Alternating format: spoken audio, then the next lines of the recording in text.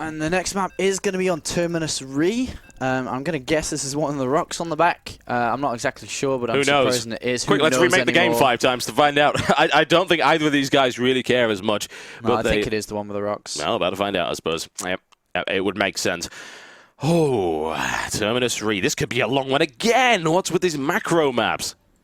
Don't know. They like to choose them, and it's going to be a nice long game. The advantage this will have, though, for either players, I think this would be nice for Protoss, as he is expanding away from the Terran player.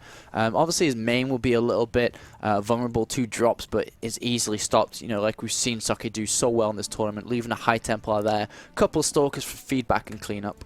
Yep, so the distinguishing feature about this map, aside from the fact that it's bloody huge, is the fact that there is this easily takeable third base. However, they have made it slightly more vulnerable by adding these rocks. Traditionally, of course, Terran would try to drop that base. They don't even have to do that anymore. They can smash their way through.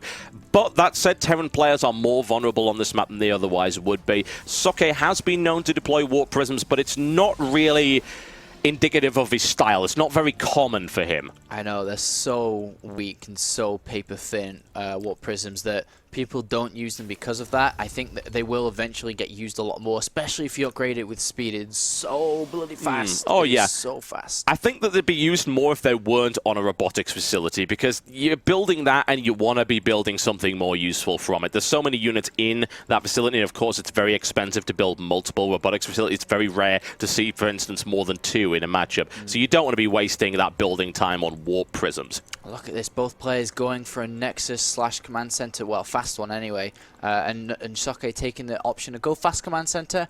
I don't think I like this option from Socke, because 2 racks is still very viable here, and it's still very possible. Understandably, that it is a super large map that not many players are going to be able to travel fast over to your base. So we'll have to see how that goes, but fortunately for him, this is going to be a 1 barracks into an expansion from DDE here.